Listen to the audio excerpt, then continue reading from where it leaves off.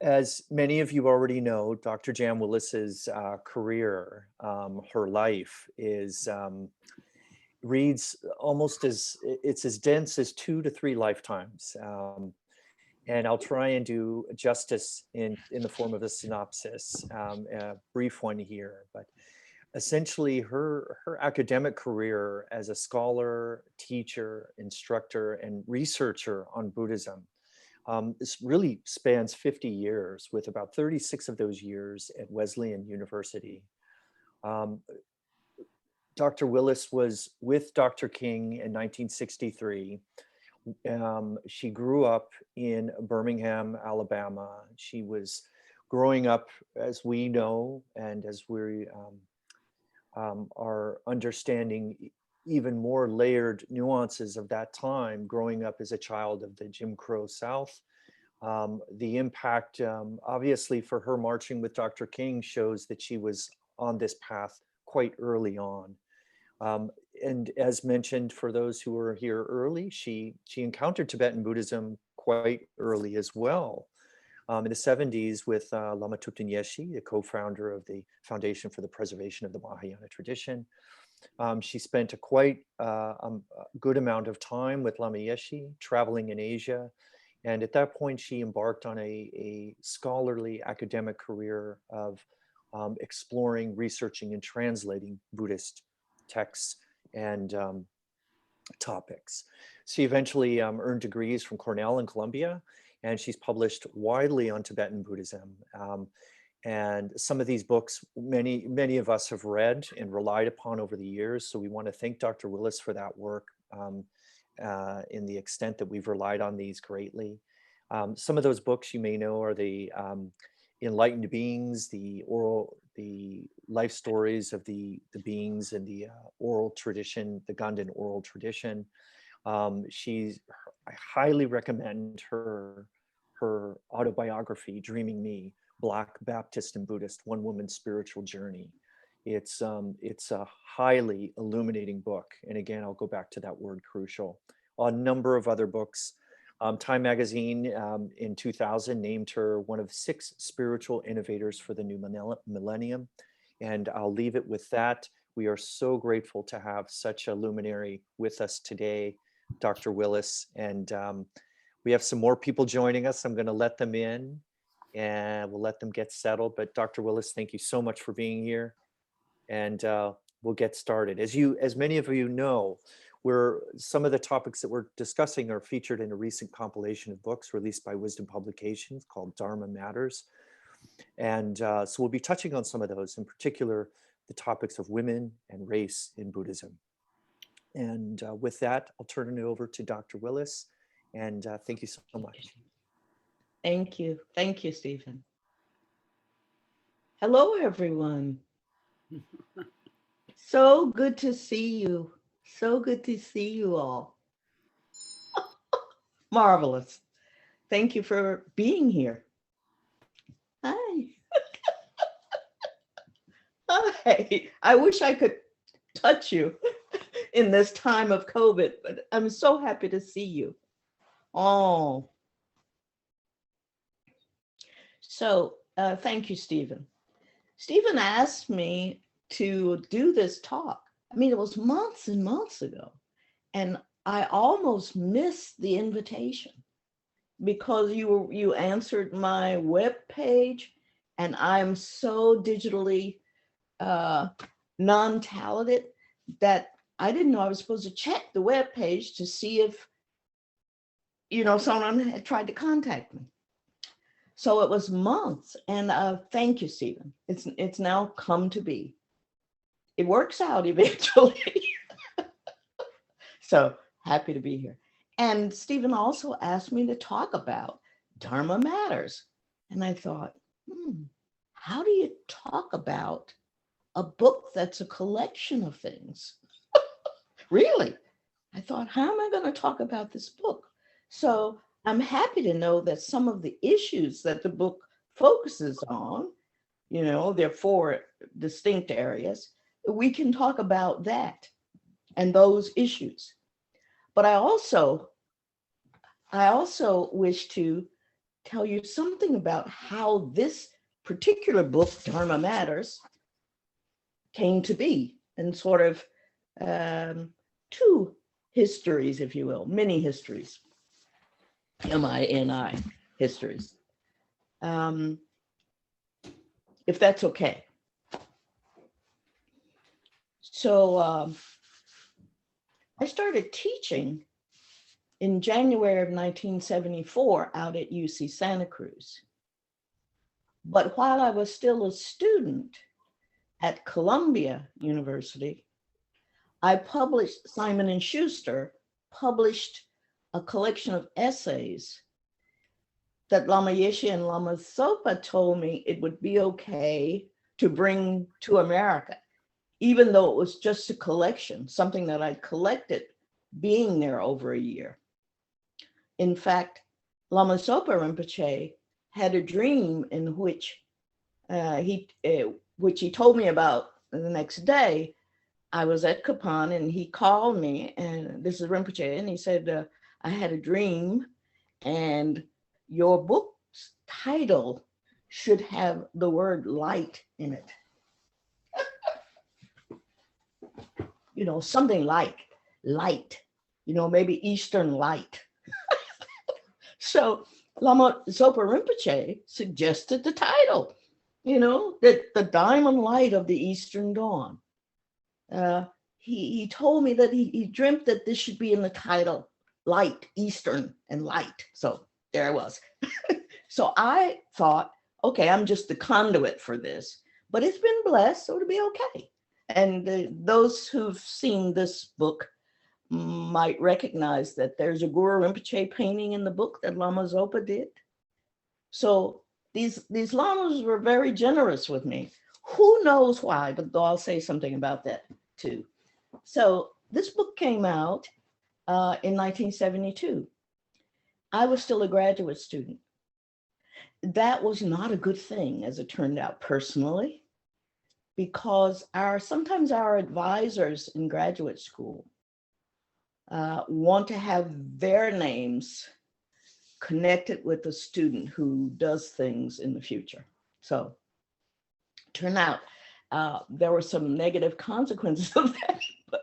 So at any rate, this book came out, so almost what is that? Almost 50 years ago. So, and again, it was a collection of meditations. Then that was 1972. And then a book came out, which was my a rewritten version of my dissertation on Asanga's Tattvartha chapter, Bodhisattva Bhumi. And that was really a work of love, though, and it turned out that nobody had translated Asanga's chapter on knowing reality. Well, you know, that's sort of important because Asanga, like Nagarjuna, was this really preeminent Buddhist philosopher. Nagarjuna's the wisdom, the depth, Asanga, the compassion, Bodhisattva who said some might misunderstand Nagarjuna's shunya, shunya, shunya. There must be a place for beginners to stand, to look to see that distant but present shunya. So he earned the title of the compassionate Bodhisattva. At any rate, no one had translated his chapter on knowing reality. I did that for my dissertation. And one of my dissertation professors, Barbara Stoller Miller, is a wonderful Sanskrit teacher, wonderful. She was teaching at Barnet. She suggested that Columbia University Press publish that dissertation, and they did. And so the On Knowing Reality came out in 1976, Columbia U Press, and Motilal has done 2 subsequent editions of that book.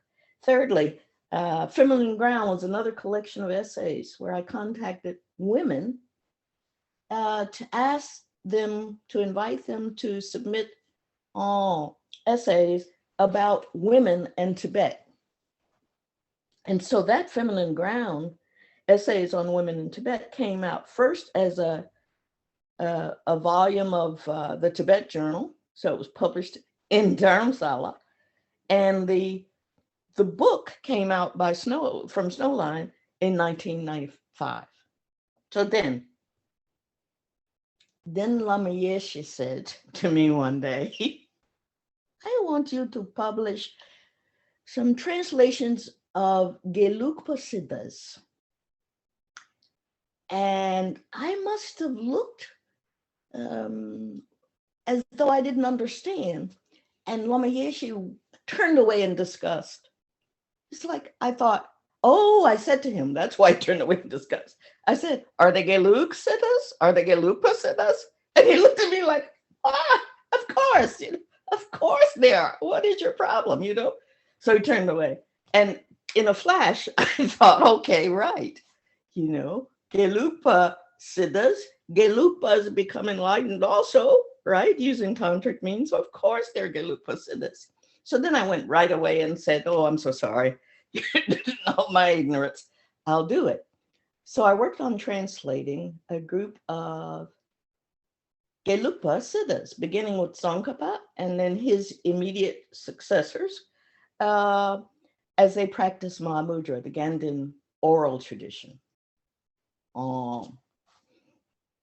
And His Holiness Dalai Lama, people were wondering, is there a Kargyu Gelug connection? Well, yeah, through Mahamudra there is. And so His Holiness later did a book on the Kargyu Gelug Mahamudra. So enlightened beings came out from wisdom. Sorry for showing these. I have them right here. So enlightened beings came out in 1995. It's called Enlightened Beings, Life Stories from the Ganden Oral Tradition. And I'm really pleased with this book, though I notice a lot of people say, have noticed that my translations are accompanied by hundreds and hundreds of notes. In part, that's because of the particular time when I was in grad school and the particular advisor I had. You couldn't sort of make a sentence without having it verified through sources. That's 80s and 90s sort of grad school. But also Wisdom did a wonderful job of including the text, the prayer, so you can see it in Tibetan, and at least of the Mahamudra lineage prayer. And Andy Weber did the drawings, and he sent them to me, line drawings of the 6 Gelug Siddhas, and he sent them to me, and then he forgot it. And this book came out, and I thanked him, and he said, wow, you used those? I'm so pleased. And I was thrilled, that he used them. Anyway, so Enlightened Beings, 1995. Then Dreaming Me. Dreaming Me came about.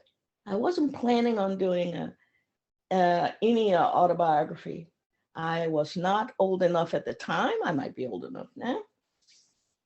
But I was called one day after a dreadful faculty meeting, department meeting. I see a couple of people from Wesleyan. Sultan, I'm so happy to see you. After a dreadful department meeting, I went upstairs and I had a phone call from a person who was an acquiring editor, who at, I don't know, Random House or Penguin or something. At any rate, professors didn't usually get calls from so-called trade publishers. So here was this message, and I called the number back, didn't know what it was about. And this guy said, hello, my name is Trace, and then he spelled his name. So I thought, this guy's a little strange. He's lovely. He said, this is Trace Murphy. That's Trace. Okay. Hello, Trace. He said, I wonder if you've ever considered doing a trade book. And I said, no, as I shook, holding the phone. Trade book? No. Why in the world would I ever consider that? And I said, well, what I'm working on now is sort of a family history. I've been doing some genealogical work. I've been going home. And he said, no, I don't know it. No, that's not what I'm talking about. So I was completely deflated.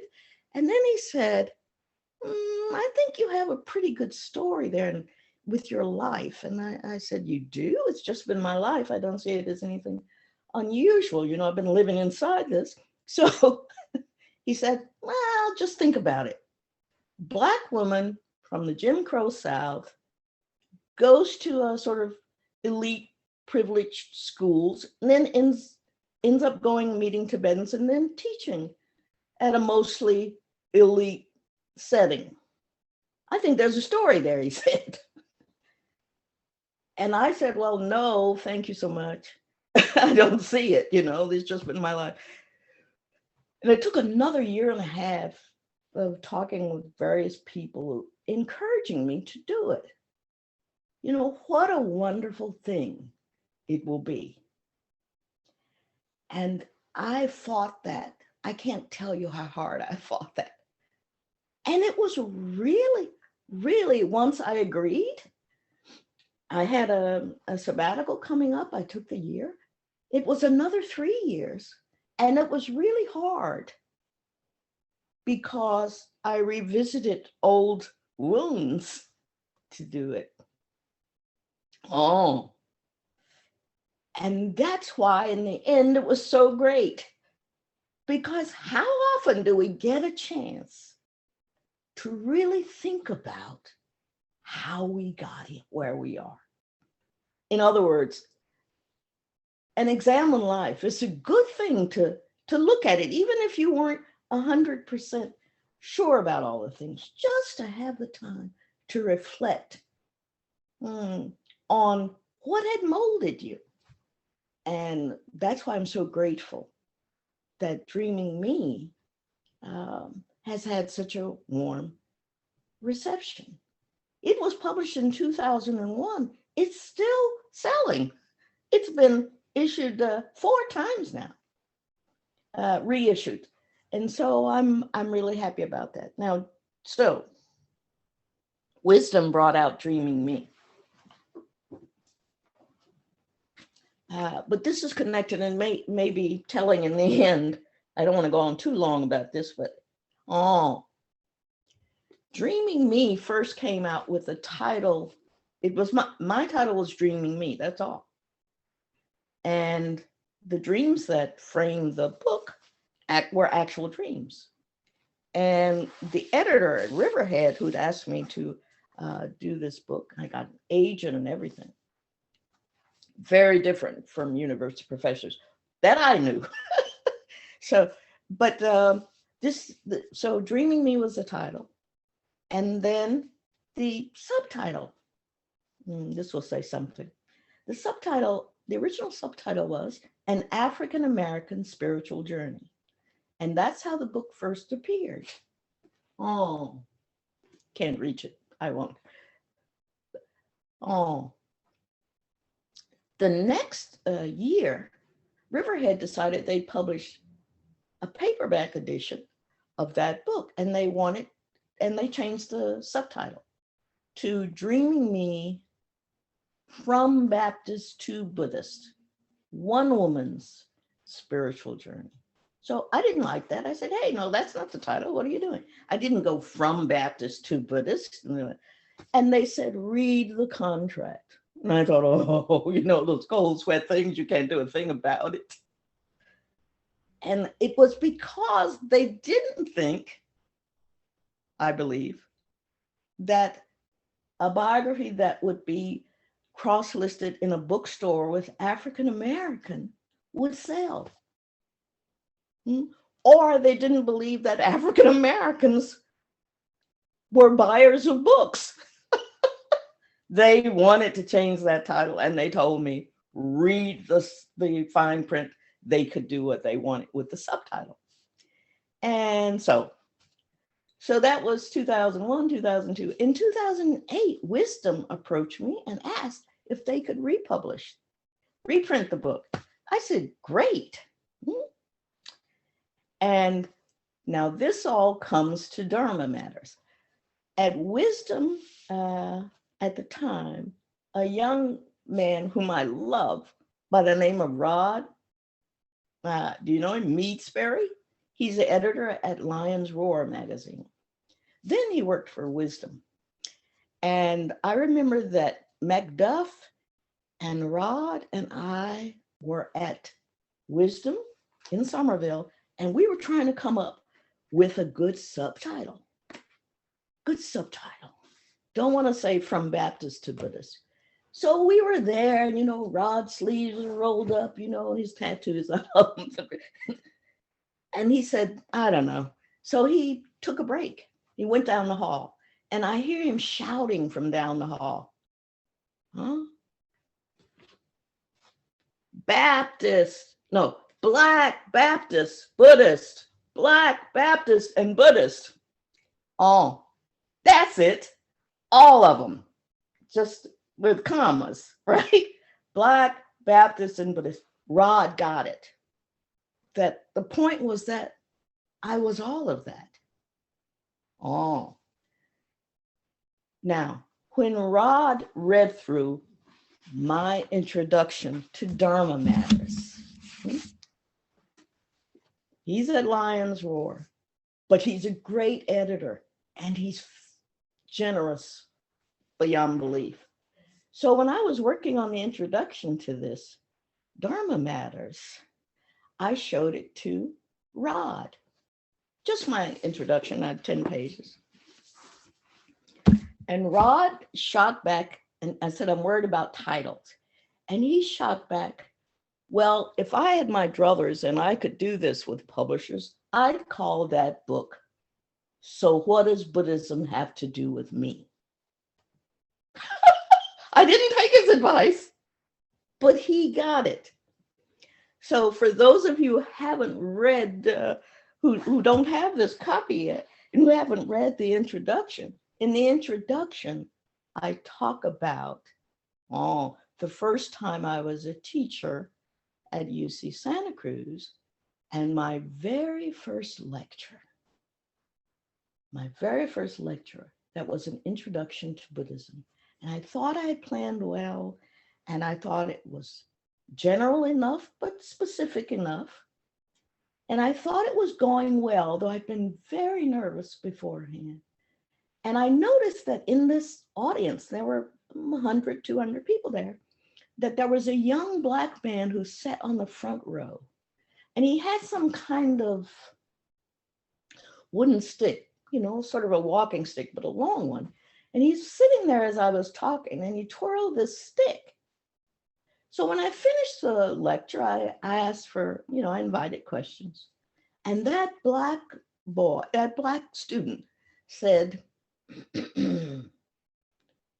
so what does this Buddha guy and that Buddhism have to do with me?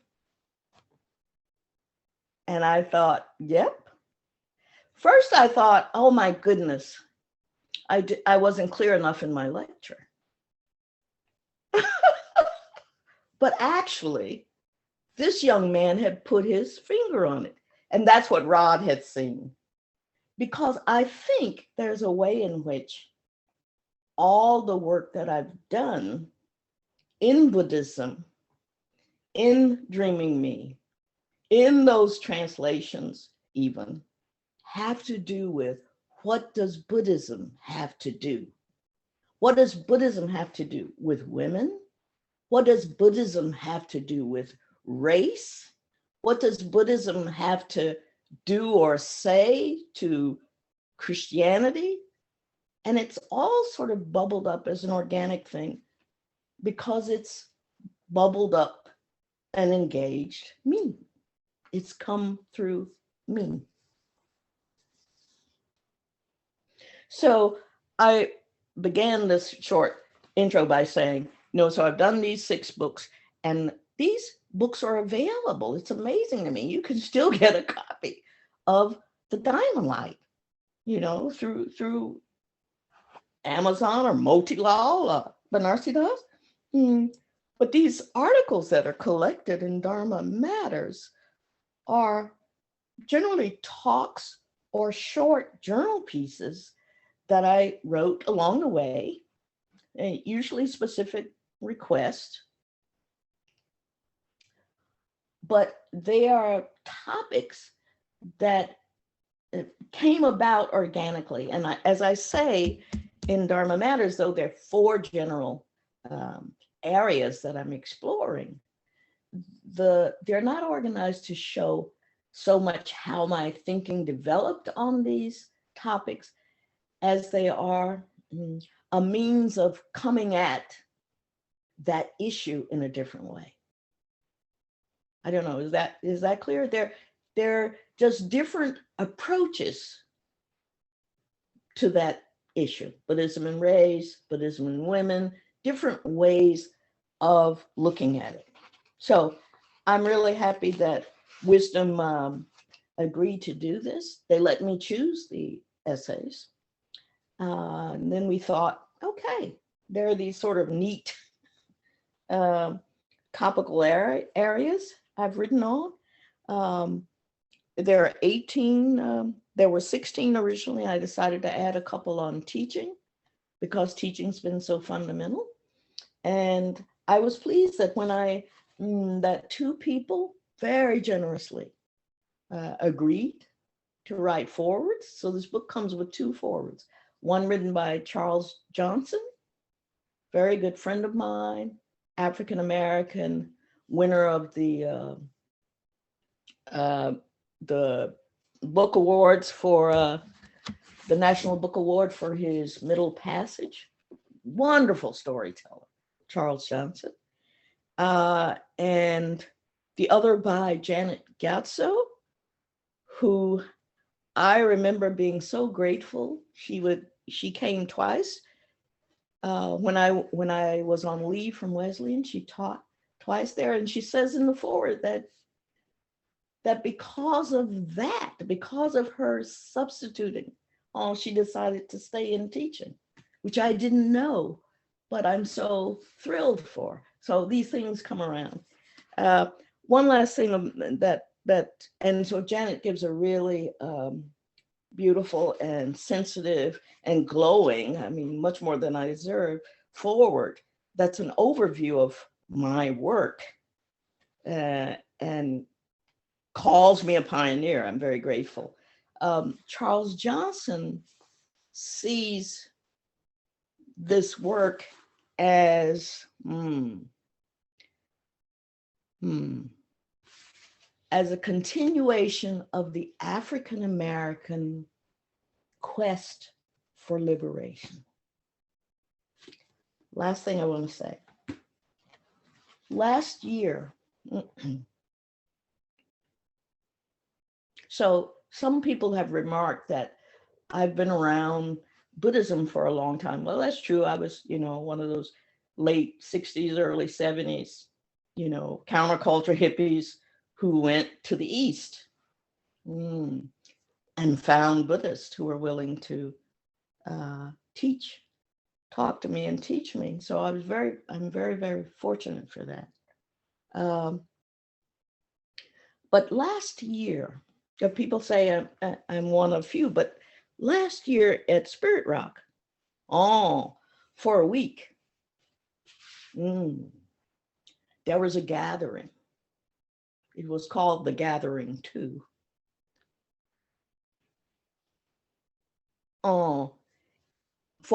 There were 68 African-American Buddhist teachers gathered together for a week, 68 of us, all different traditions of Buddhism.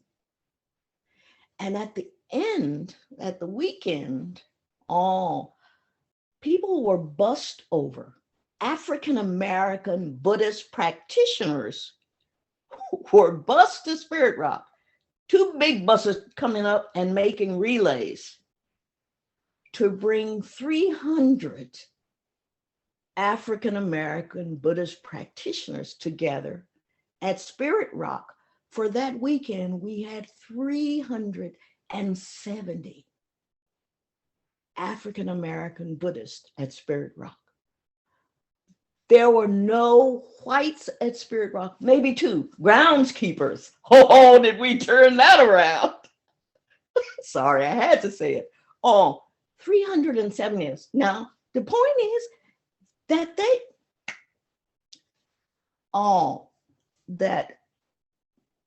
Alice Walker had been a surprise guest on our first gathering of the 68. And she'd given us encouragement to begin the week together. And at the end, Angela Davis came. And I was asked to have a conversation with Angela Davis, my heroine, you know. To have a we had a public conversation for almost 2 hours about liberation and freedom. So I'm not alone anymore. Yahoo! And Charles Johnson was saying as much in his foreword that whether I'm talking, it's an autobiography by an African American, which is always about freedom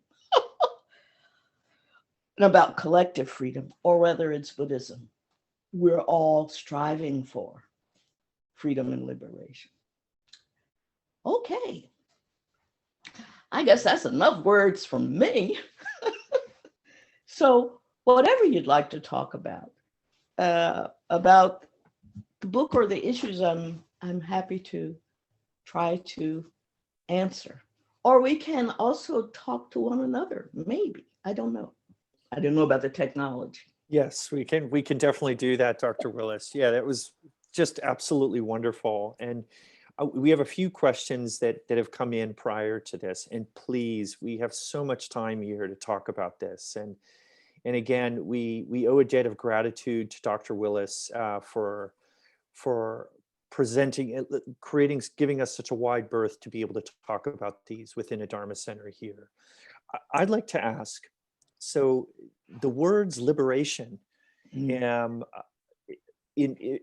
terms of what we're focusing on here, in terms of women and race, there've both been movements that have used that particular word liberation in their discussions. And of course, we know in Buddhism, we're all striving for a liberation for ourselves and for all of us.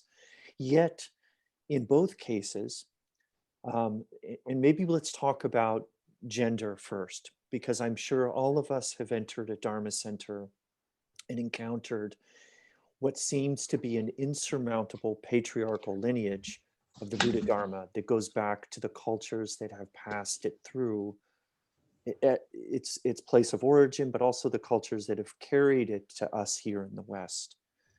How do we navigate that structure? In particular, as I mentioned when we came on, the center at Tse Chen Ling has a lineage within it of having a larger female population.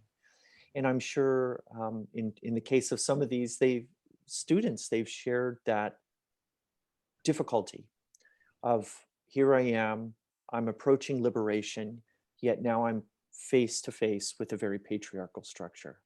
How did you navigate that? And what advice can you give us about navigating that structure as we come to understand total liberation?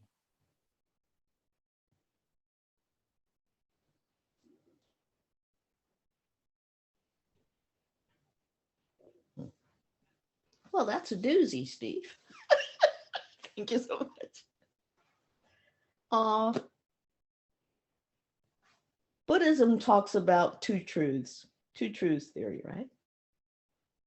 Ultimate, absolute, that wisdom that sees our essential nature.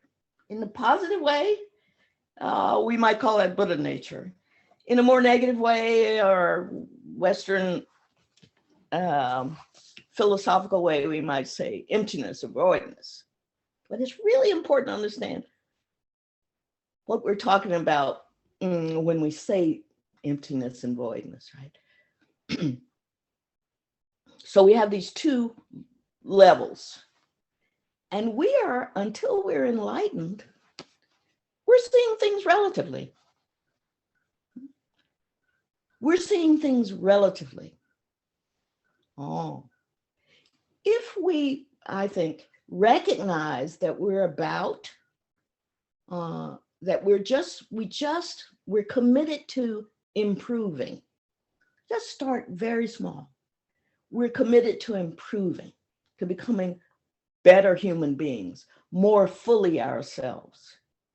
I think rather than talk about abstruse things, that what we want to do is be able to lessen our conceit by seeing things more equally. So do we need to say equitably? I think that what Shantideva was talking about, what His Holiness is always saying, we are human beings first.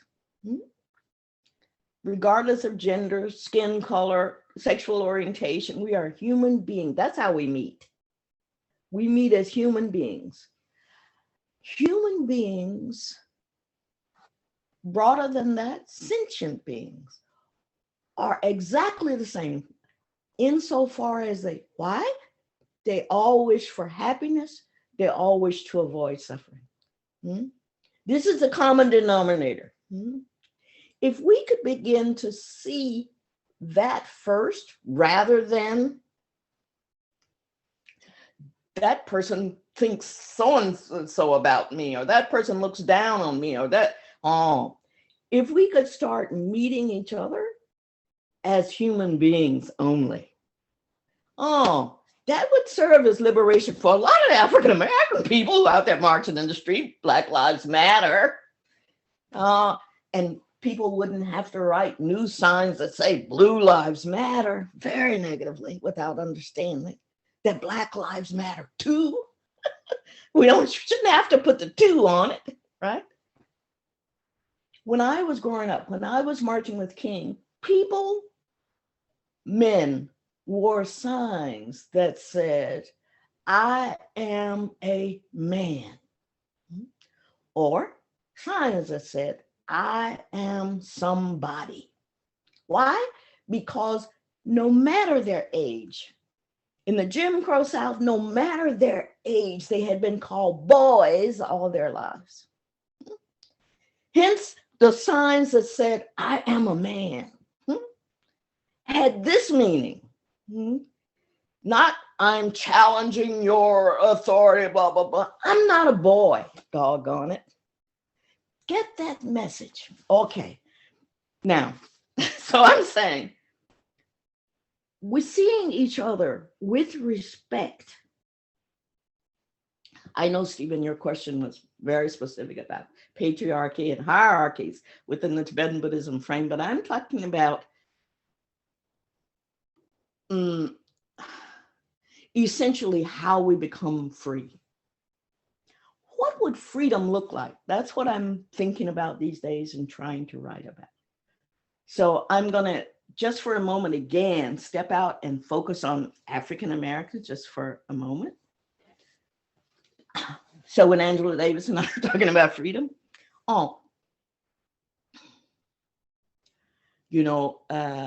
so I quoted the Buddha saying in our discussion, I quoted the Buddha saying, liberation, the moment was when the Buddha in his meditation said, aha, I've seen the builder of the house, right? The ahamkara, the I maker. And because I've seen it, it no longer has power, right? So this was overcoming the conceit of self, I.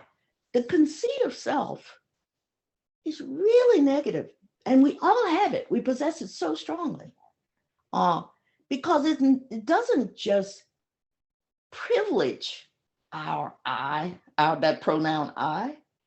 It really thinks, it really grasps the idea that this I is better than, it's a real conceit, double entendre conceit, is better than all other eyes. We really believe that strongly.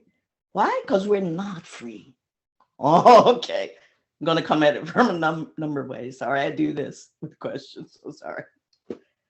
Oh, I've been thinking about freedom. So I raised a question in an essay that's going to be published in Chicago Quarterly Review next year. Oh, it raises the question, what would freedom feel like for an African American in this country who for 400 years, Elaine Harris's 1619, the 19th project, who for 400 years on this continent came as slaves, right? Have not known it. What would that feel like? You talk about mind-blowing. And why? Because in this country, when African Americans are viewed, they are viewed as being former slaves, only fit to be slaves, less than any of us. Okay. If we internalize that, and are traumatized by that for 400 years. So, how do we deal with a problem like that? Well, we have a federal government, and we had a president named Lincoln, and he wanted to win the war. He didn't want the Union. So he said, all right, Emancipation Proclamation. Okay, seems like it freed the slaves. Well, freed the slaves in those states that had seceded only. Why? Because the later addendum to the proclamation was that freed slaves in those states who were being traitors could become soldiers in the Union Army.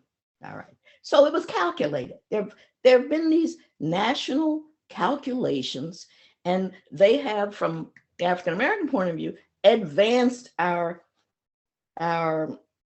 existential situation for a time.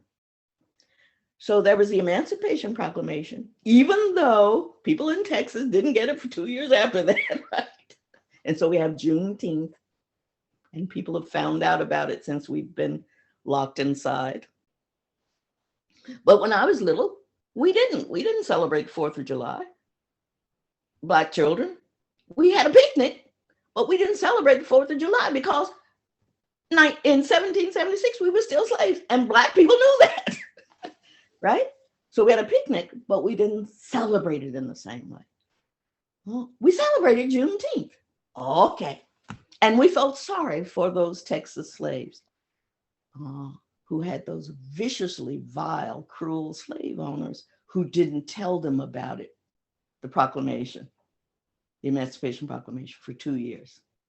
And it kept them working as slaves. So we come as slaves. That's how we're viewed, right? Then we get the war. And I'm here in Georgia speaking to you, where some people still believe in the lost cause. The grandeur of it, our heritage. So there was the Civil War.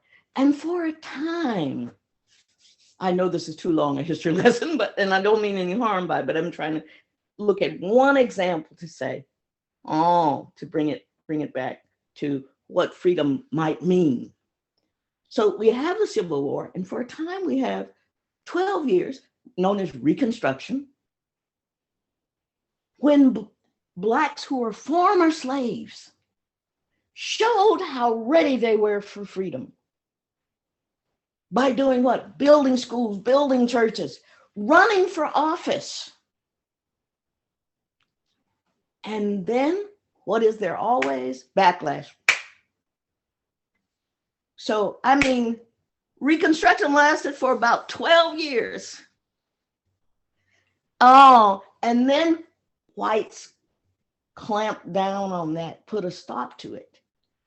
What are these Black folk think they're doing? Running for office, wearing clothes like us?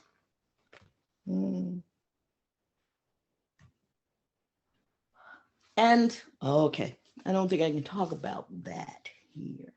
Alice Walker wrote a beautiful piece called This Was Not a Place for Large Plantations, in which she talks about the interconnections, the miscegenation that is the big secret throughout the South and throughout relationships, where in this piece, she talks about the white slave owner who has a child, who has a son, he knows it's his son. He has the son with a Black slave woman who's still enslaved, and he gives the son some special things.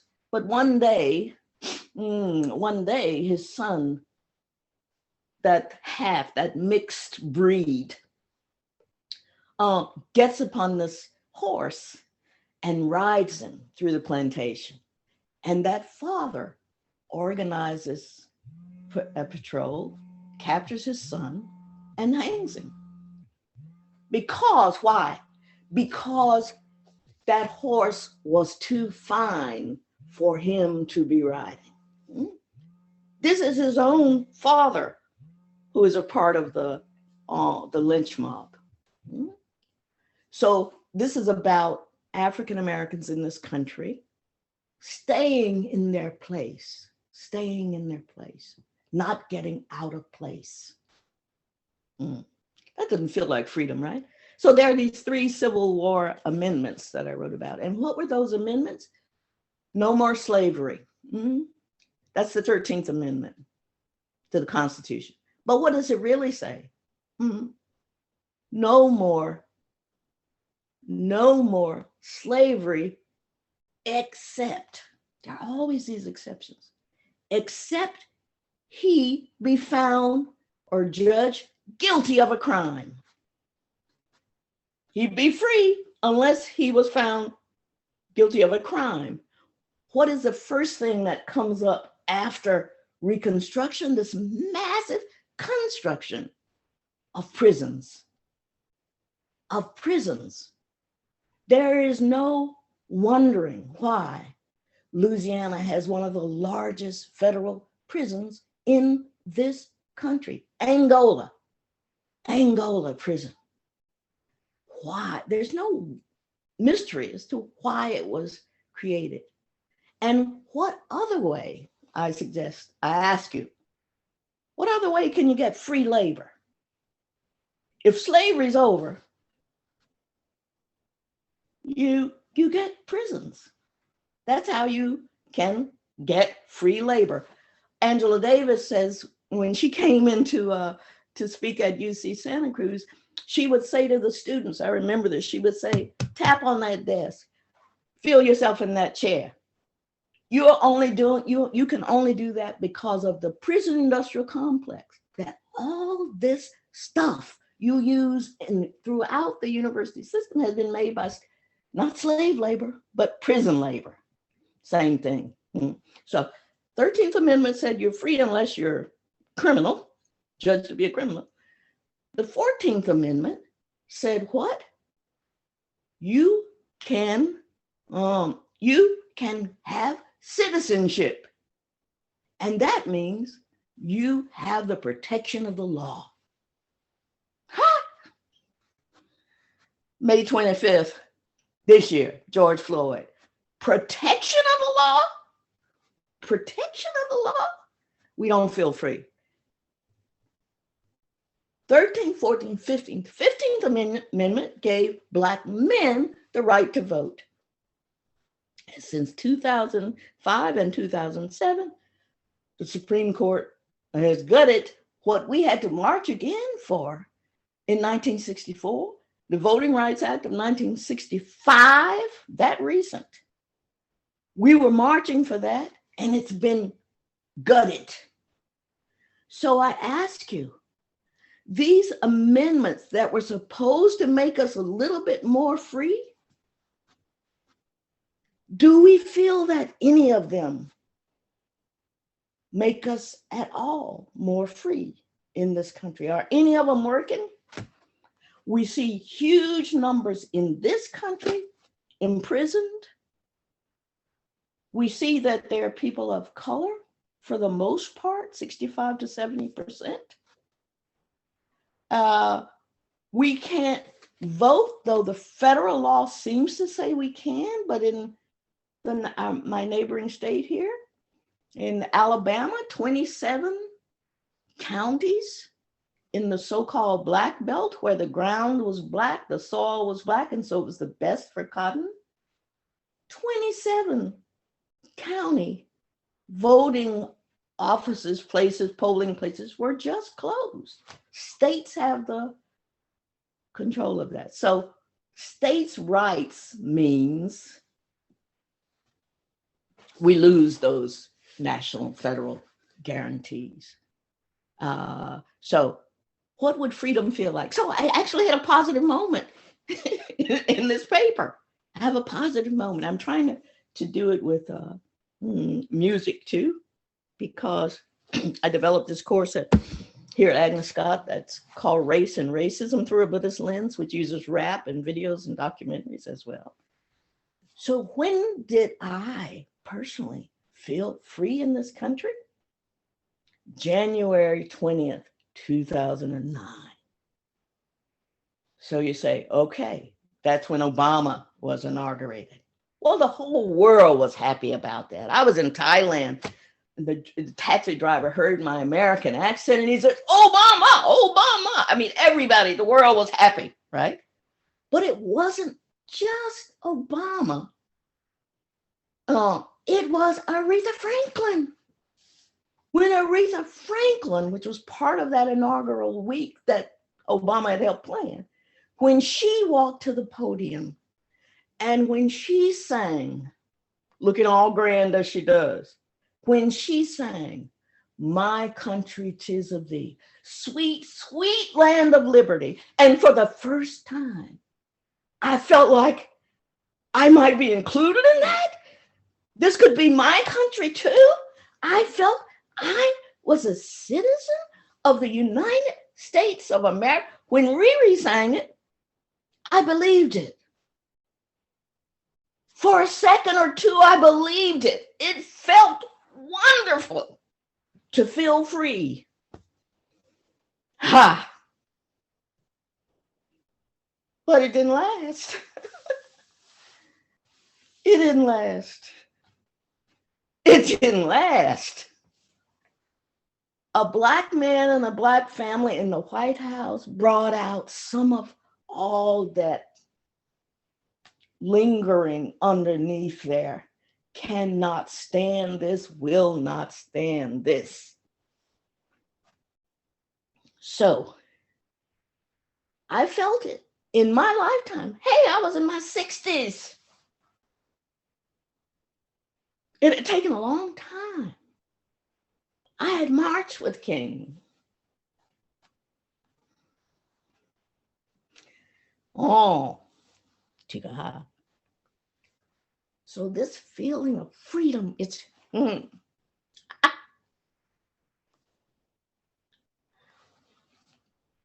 hard won. Okay, I see some of us and we're all about sniffle. Let's just do it and get past that. Oh. So freedom is a fragile thing. And we don't have it. And it's not equally distributed. It's not enough to say slavery's ended. If you give no one economic, educational, you don't do the 40 acres and a mule, you just say they're free. This was actually debated in our Congress.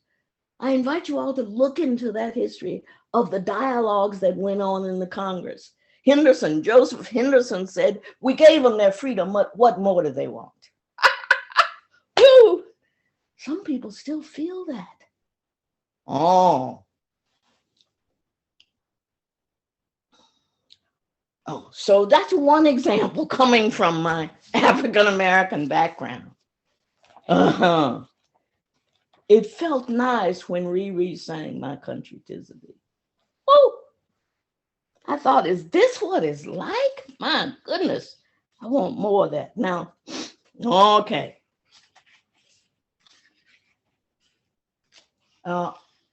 Having gone up on that one, let me, can I say a few more things? Please do. A digression from you at this stage, Dr. Willis, is a blessing. So don't feel you're going off topic one bit. Okay.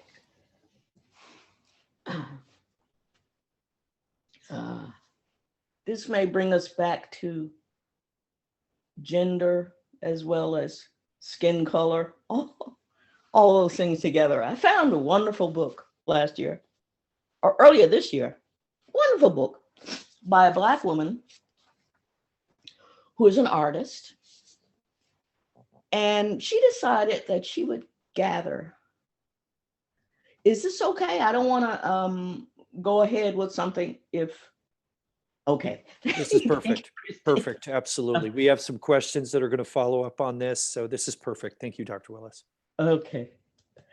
Okay, thank you.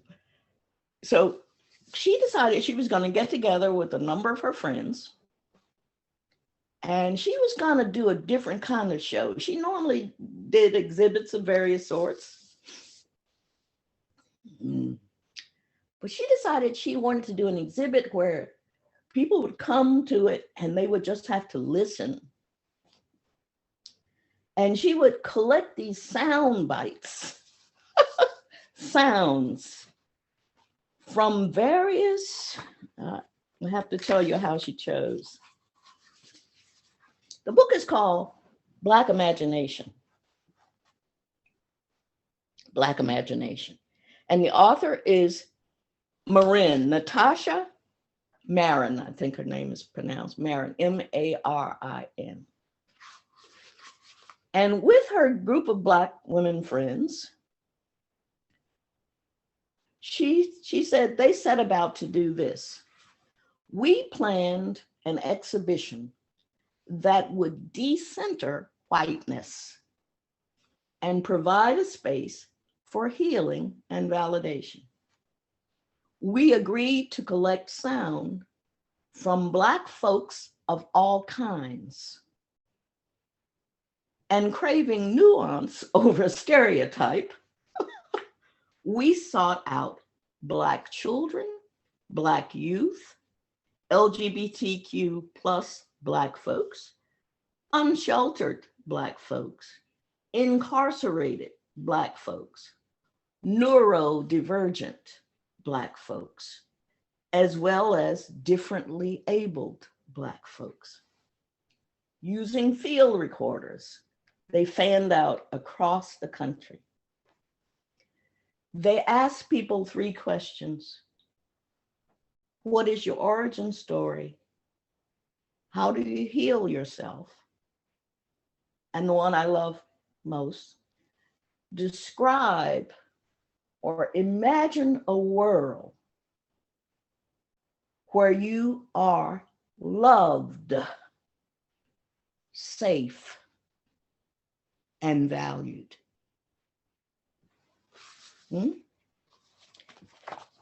They got tons of answers from 7-year-olds, some, from those categories I mentioned.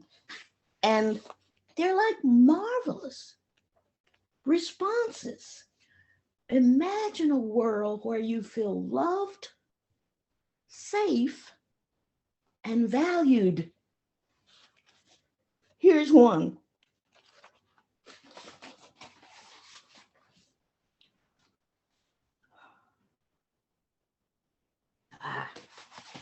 There's so many, that's not the one I meant.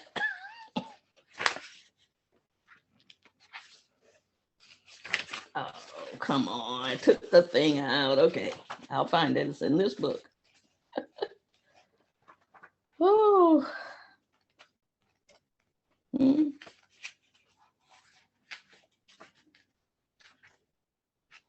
Mm-hmm.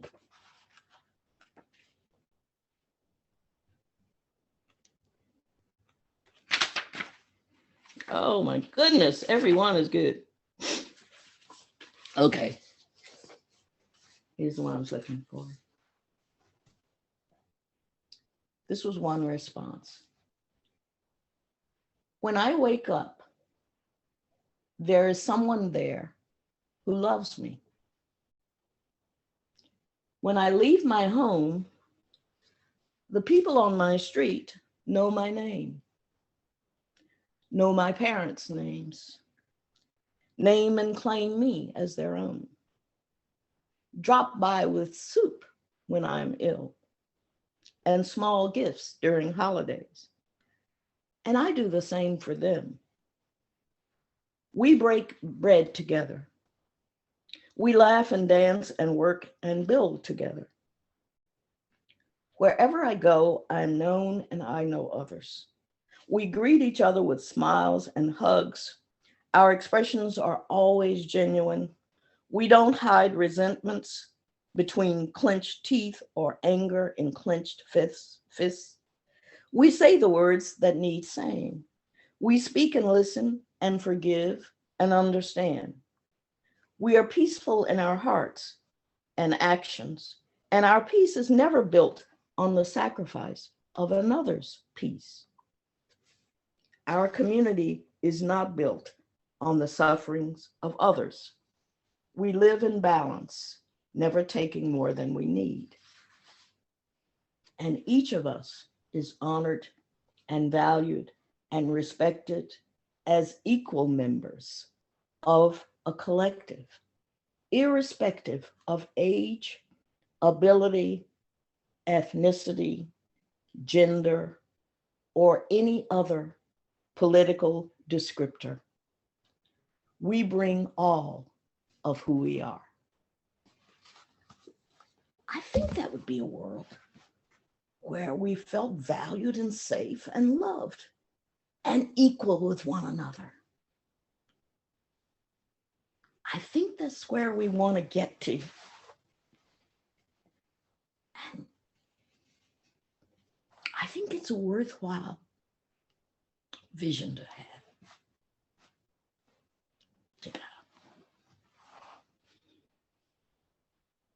And I think that's going to take a spiritual revolution.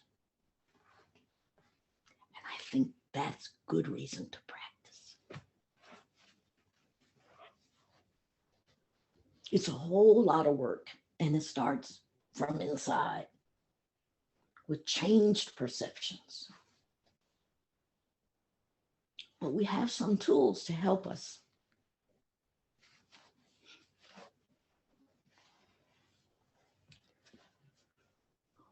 Okay. We have three questions, Dr. Willis, at this stage. The first one's from Sujata Baliga. I am so glad to see you. It was Yucca, was it Yucca Valley? Yes. No. Yeah. It was Joshua Tree. Joshua Tree. Long time. Too long. So good to see you. I remember thank you so much. I'm sorry I do this. I remember your presentation. It was so helpful. And thank you so much. This is such a blessing to be with you today. And I should be in better touch with you, which I will now after this. This will be the first of many questions I will torture you with in the years to come. I've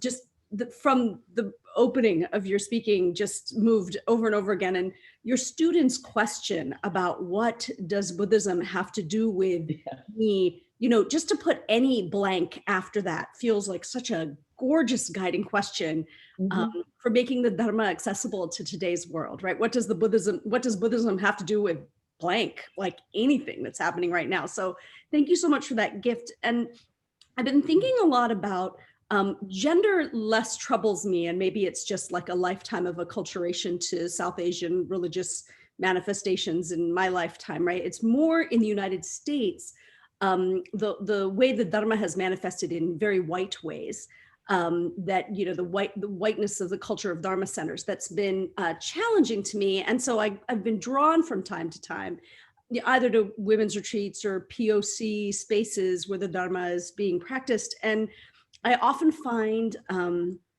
that it's missing the mark, right? And that there's a way in which trying to create identity specific spaces sort of essentializes or reifies the very sort of relative reality we're trying to transcend, right? And I get upset and I think, well, the POC deserve to know the four seals too. Like we can't just all get together and call it the Dharma and just everybody's, you know, and not like, and every one of these wonderful things that happens, the drumming, the ancestor worship, all of these things, yay, like people should do those things. And that's not the Dharma. And as a South Asian, it feels like there's a level of privilege I have to have had access, right, from an early age. And I don't want to be, I don't know, that's a whole other thing that maybe is too deep to go into. But I think that, you know, I understand the basic self-esteem that is necessary for us to be even to engage with these questions at all, right? And that there are identity aspects of these things. So that's one thing, right? And why I understand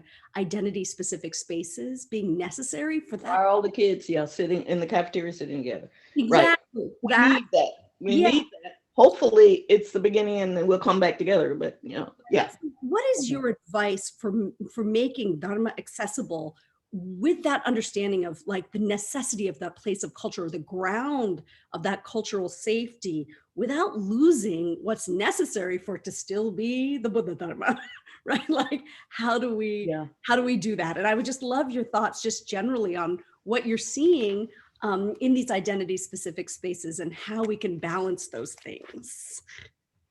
Well, I can give you the great example of that meeting of the 68, right? It was different. Spirit Rocky, usually quiet, you know. Okay. Usually silent retreat, you know, or IMS, silent retreat. Well, that blocks too much. How can you talk about feelings and spirit, right? So at Spirit Rock, so we did the identity specific thing. So this is just an example. We no focus on the Buddha on the altar there. One of the members, who is an artist, brought this incredible sculpture of a female African goddess and put it in the center. We made a circle around that, and that's how we gathered every day. But we began, so there's some things that can cross over that were useful. We began by greeting each other with hello, family, good evening, family. It made such a difference. Where you don't just come in and you assume you're Zen robes and you know you were laughing outside, but then you get all stern and crazy and you're actually speaking English, but it's so slow you don't realize it. In other words, you swap up one pretense for another. Kala Rinpoche said, I remember in 1974, he said, whatever you do, Buddhism is about being authentic. So don't try your best not to swap one pretense for another.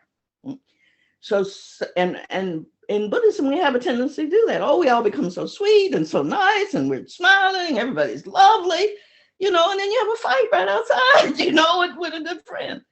So this is all delicate balancing, right? And I think there's got to be a place to bring all of who you are.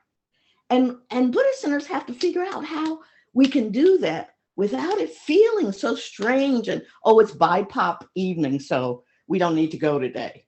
Because that's for Black, Indigenous, you know, people of color. That's a big question.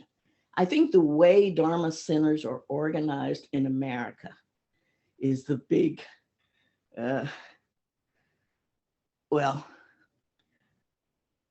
it's a minority religion. So not everybody, oh yeah, they're Buddhist. Oh, it seems weird to me. What do they believe in, right? So we have these centers founded and the centers become exclusive. You know, they're a group of people. We have this teacher, we brought him over, we paid his expenses. We have to charge because we have to pay the rent on this place. And so it's connected with money and it's connected with leisure time. I've always argued this. Tricycle did a piece recently from this book, from Dharma Matters book. And so, but I said to James Sheehan, do you realize that I wrote that piece in 1996? He said, yeah, you were prescient. I said, it just shows you how little has changed, James, how little has changed. I was saying the same thing then. So can we find a way to open things up? It's a real personal problem for me. Buddhism has been so helpful. My Dharma teachers have been so helpful. I want people who suffer, we all do, but I want some people I know to have access to that if they desire it. And the way things are organized makes that difficult. If you're a working class person, you can't go away on a month-long or 3-month-long retreat. You just can't and expect to have a job. You know, before COVID, none of us can now, but right? So I don't know, this is the big conundrum. How do we create centers where we can bring all of who we are? That's a real question. How do we do that? That's what we should be striving together to come up with. I don't have an answer, CJ. I'm sorry. Thank you for grappling. Thank you. You mentioned Fania Davis to me, and Angela brought her sister to that gathering. And so I met Fania. How wonderful. My 7th grade teacher lived next door to Angela Davis. We are 4 years apart, so I never met her in Birmingham. I met her only at Santa Cruz later. I took Lama Yeshe to hear a talk that Angela Davis gave. This was back in 1970. And he was thrilled. And he said, everyone should be strong and confident like this lady. Mm-hmm. This is what it's about. Mm-hmm. He loved her. So I got to tell her that story again. She loved it. That is wonderful. Oh, everyone should be strong and confident and powerful like this lady. That's what Lama Yeshe said. Yeah.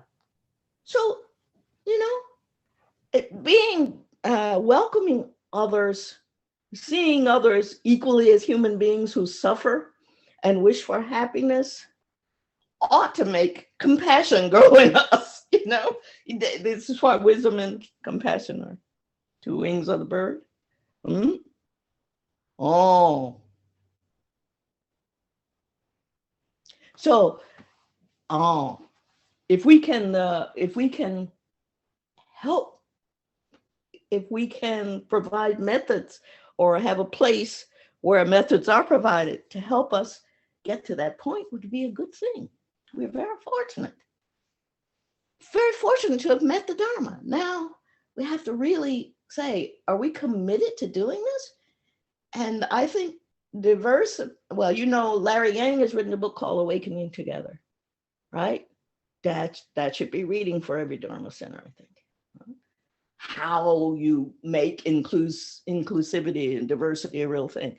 But one of the things that comes from that book is that you can't retrofit stuff. You can't just say, henceforward, we're going to be inclusive. Henceforth, we're going to represent diversity. You got to really be committed to doing it. And then as Stacey Abrams says here, then you stop worrying about taking sides. Don't take sides. Take stock. What do you need to do? What do we need to do to make that happen? Tika. Oh. It's wonderful. The next question's from Kamlo Chendafi. Kamlo, I saw you earlier. Where are you? Hello, I'm here. Can you Hi. see me? Hi, Professor. Thank you, Stephen. And thank you, Professor Willis, for doing this. It's nice to see you again. Good to see you. Can you hear me okay? I've been having technical issues. Yes, I can hear you. Okay. My question actually was on this kind of historic meeting that took place of 370 Black Buddhist practitioners, and this conversation with Angela Davis that you took part in on liberation, which I think that's probably going to go down in folklore. Like it's kind of like Woodstock. If you were there, then you were there. but I mean, I wasn't there, unfortunately, and I keep on imagining. I mean, it must have been a thrilling 2 hours that you spent talking to her, and I wonder if you could share any insights or point of conversation or interesting thoughts that emerged from that conversation for those of us who didn't attend. Oh, I think that what was, did everyone hear that? He wants to know if I can remember and then say a few of the actual statements that were exchanged between Angela and myself about freedom and liberation. So, so what struck me in the conversation with her was that she said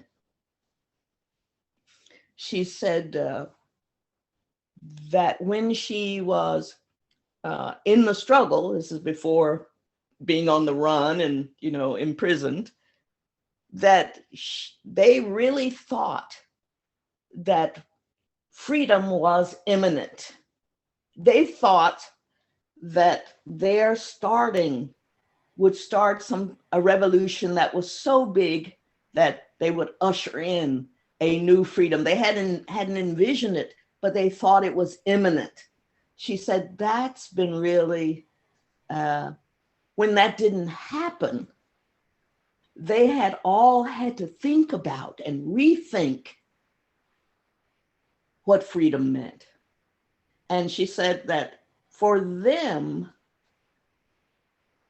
they had come to see that freedom goes in increments too. And that someone has to start something. In other words, they thought that it was important, even as they looked in retrospect, that they had taken action because that's necessary. And their actions made way for further actions. It was almost like this is life. You do choose. And if you choose action, then regardless of the outcome, this is so like bodhisattvas, right? Regardless of the outcome, commit to doing the action. If it comes from a good place, a compassionate place, really caring place, then please do it. And she was happy that even though the revolution had not been ushered in, a ground was made or laid for subsequent action. So it buoyed me, like, yes, always act. It's always better than just having an idea. John Lewis recently, before he died, said a similar thing. Democracy, he said. Democracy is an action. It's not a state of being. It's constant. It's Angela Davis saying freedom is a constant struggle. I think that's true. As much as we know, we're alive now. So we have to choose to do. I think that's what we must do. Thank you. Thank you. Thank you. Next question is from Venerable Gelton Lecton. Hello. Can't hear you. How about now? Good. There We we go. there? Okay, great. Sorry about that. It's wonderful to see you, Professor Willis. Oh. I just want to start by saying that, you mentioned in the beginning the being able to write your biography gave you a chance to reflect on what molded you. And so from my side, the first time I had a chance to read the words of Kyabdjala Muzab Rinpoche was because you gave them to me. And so that led me to my divinity degree. That led me to just completing my 8th year exams here at Sarah. I mean, still 15 years left, but 8 years done. And that's thanks to you in many, many ways. So it's a joy to see you again and to have a chance to, hear you just talk and be with you. So thank you immensely for that. Thank you. So talking about freedom, one of the kind of the heart of Buddhist practice, right, is that, and the reason Buddhism is so fast growing in the West is because right away it teaches all of us that you're in control of your own happiness and your own suffering, that no one else is going to give them to you or take them from you. And there's a freedom in that, and there's an independence in that many other Western religious ideas don't always offer to us. And I think that's why Buddhism is so appealing to many of us. And so you have this dichotomy of you're responsible for your own freedom and your own enslavement in that way on a spiritual level. But we can't deny the experiences we have in the world, especially in America, where various marginalized communities have different levels of oppression. Black community being one of the main ones in America, but not the only one. As someone who exists at the intersection of various marginalized communities, you understand that better than many of us. So as a practitioner and as a teacher, and especially me as a teacher, I come into the scene as a white male kind of colonialist Buddhist, right? Like that's the face I have, whether I want it or not. So when I talk to people and in my own practice about freedom coming from within and not from the external conditions, but at the same time, you yourself who has been practicing for so long since you first felt a real sense of freedom, 2009, how do those two things work together, And as a practitioner, how do you balance those two? The truth that obviously your freedom from suffering comes from you and from the blessings of your gurus, but from you, but still you didn't feel free until certain external conditions gave you an opportunity to have that jigtengi rangwang, right? So how do you balance those two, I guess? And as a teacher, especially a white teacher, how do I talk about that in a way that's, I talk about it in a way that's legitimate for myself and my experience, obviously, but how do I bring that dichotomy up with students in a way that you think is meaningful? Mm-hmm.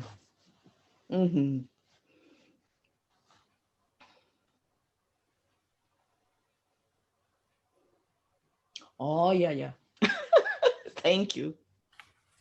It's so lovely to see you. Oh, and the good questions continue. Just as, we're sitting around the table at Wesley.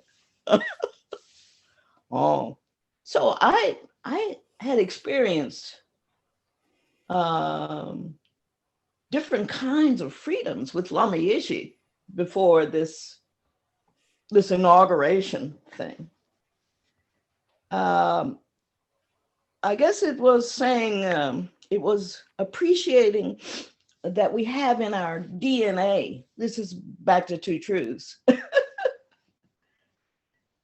that we have in our DNA trauma, the body keeps the score. And that trauma of being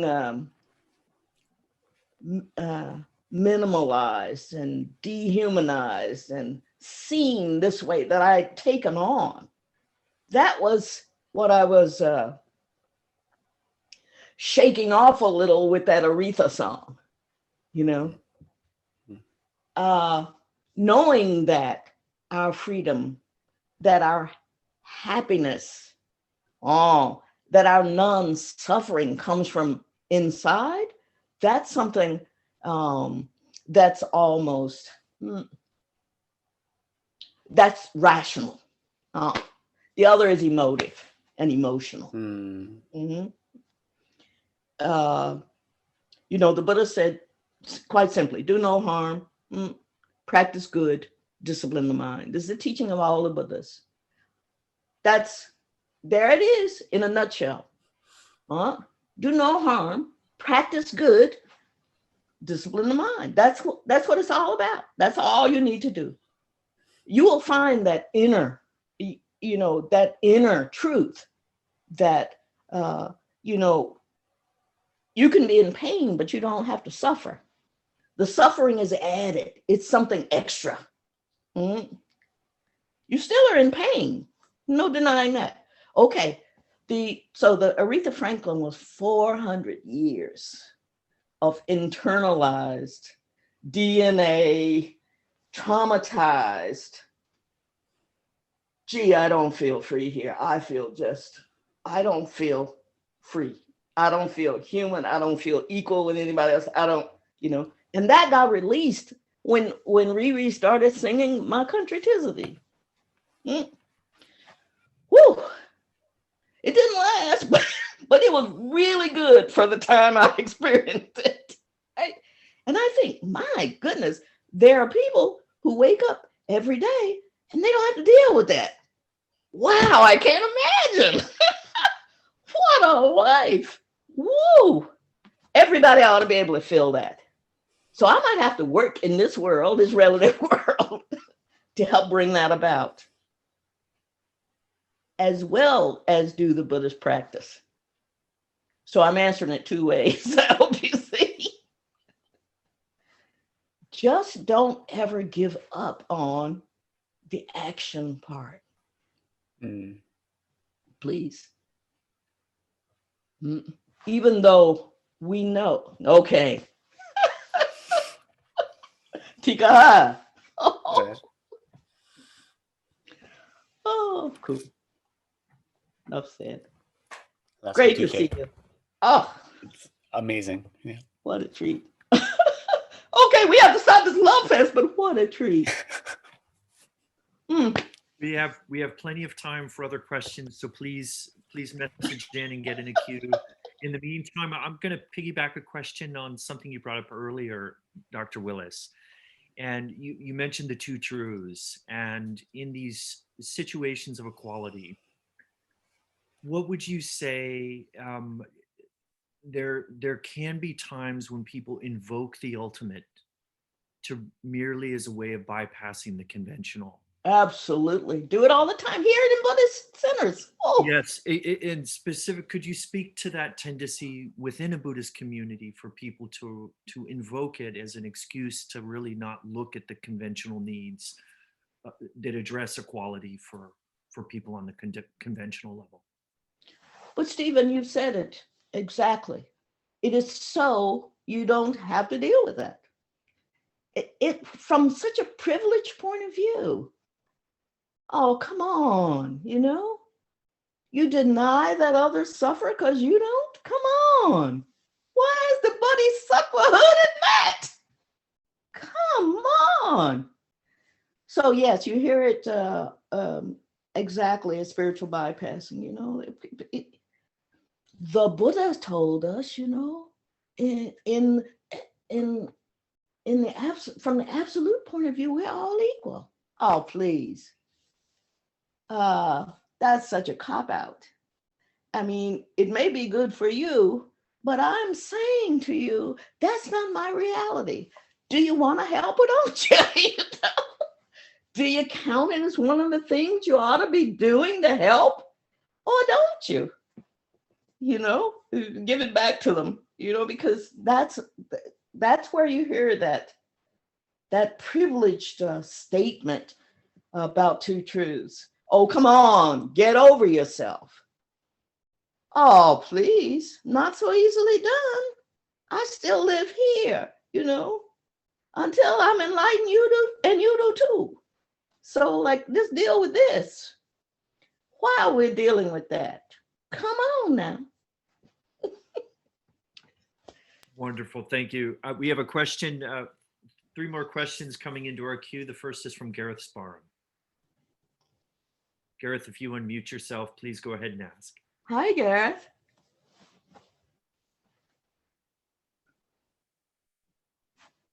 Microphone. again, so nice to hear you. Really, Good to see you. Thank you for giving the talk. Could you say something about confession? Coming to terms. I'm not sure.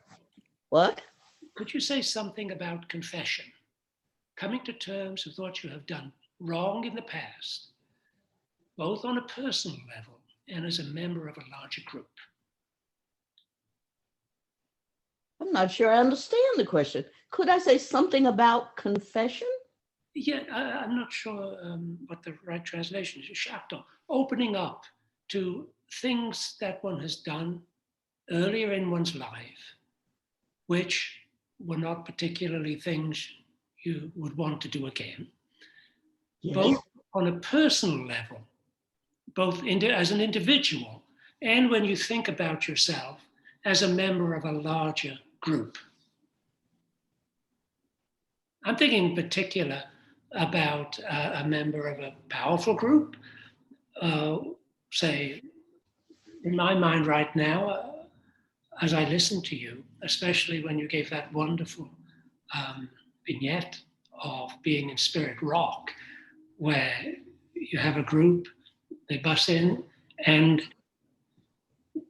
one suddenly, I'm finding myself or thinking of myself as a member of a privileged group.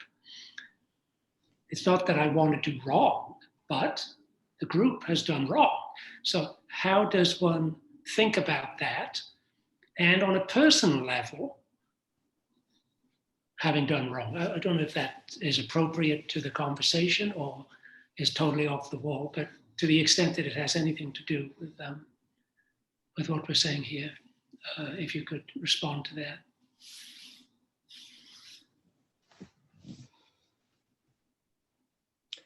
I think, if I might, the South Africa had a way of dealing with wrongs, societal wrongs.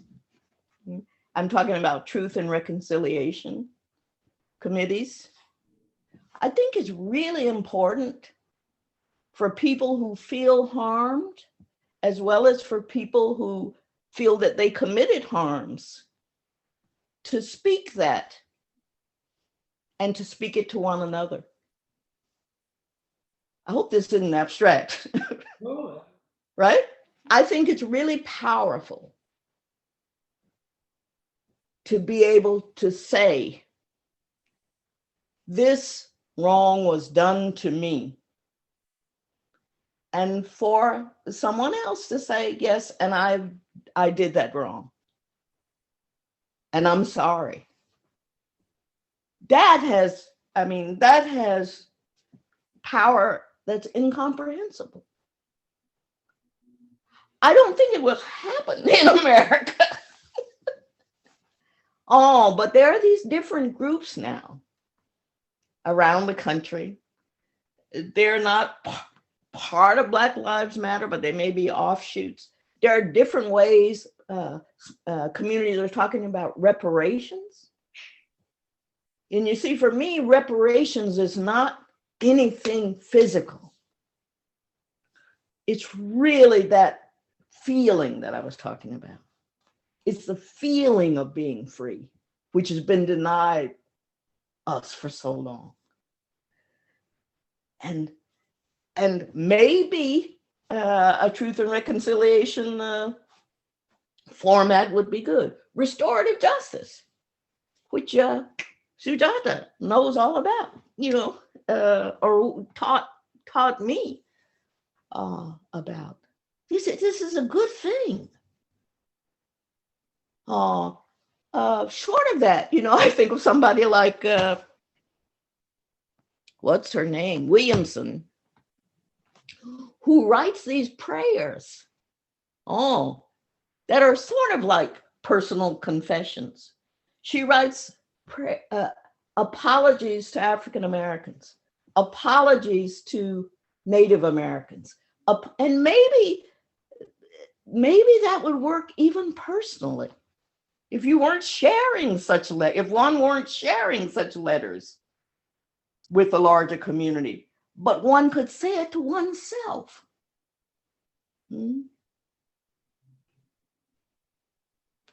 As a way of saying, I'm no longer complicit with this.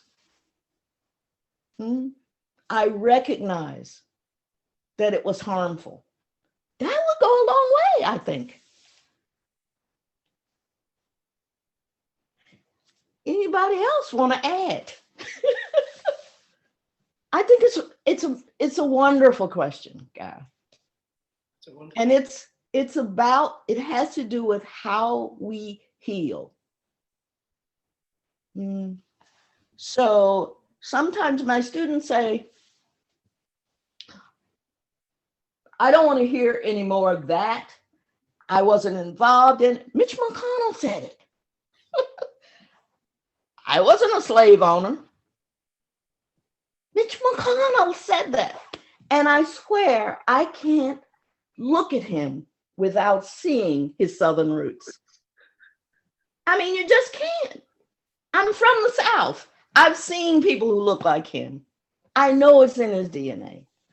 But when he says things like, I wasn't complicit with that, I wasn't involved in slavery, or my students say it, I say, no harm intended, but what is your zip code? Now go study. Go study. GI Bill, redlining, blockbusting, all right? How wealth was created by your family for generations. You live where you live because of systemic racism. And you need to know that. And if you don't know that, you're ignorant of how this stuff lives in America. We're like fish swimming in it, so we don't see it. So we need to study so we can see it. Oh, that's why. Oh, that's why. That's why our wealth is 8 times this. It's because we've lived here and my family inherited the house. And, nobody's not complicit with this. Otherwise, it crumbles. We all have a stake in maintaining it. Now, I've carried that far from Garrett's question. I think what you suggest is really, really good. And copying to it, recognizing it, writing a prayer, giving a confession is all good. You don't have to do it publicly to help heal yourself. I used to think, why am I in this black body with these folk going to this church where I'm afraid? Now I think it's so I could say, so that I could articulate how it feels. I think that must be the reason. I don't know any other reason. And saying I haven't been free these 400 years does not mean I have not been happy, okay? My name is Joy the Dharma. I am happy sometimes. But this was about feeling free in a country where you hadn't felt it for all these generations. So I'm sorry, that wasn't the title of the talk, but I got started on that. As I think, I always go back to Shantideva. I think this was Shantideva's message. Oh, the path of the Bodhisattva, those 2 appendices with the meditations. One is equalizing self and others, the others exchanging self with others. Exchanging self with others, I think, doesn't hit the spot because it lets us off the hook. We say, oh, well, those pitiful people, let me give them donation. And we don't realize we said pitiful people, which just reifies the conceit. We're better off than them. We're better than them. They're struggling. Let me give them something. Exchange self with others. I try to have students stand in someone else's shoes. But that's one part of it. The hardest part is equalizing self in others. You are no better than, you are no worse than, you're exactly equal with them. Try to see it that way. I think this is what makes His Holiness the Dalai Lama have such an impact on everyone he meets.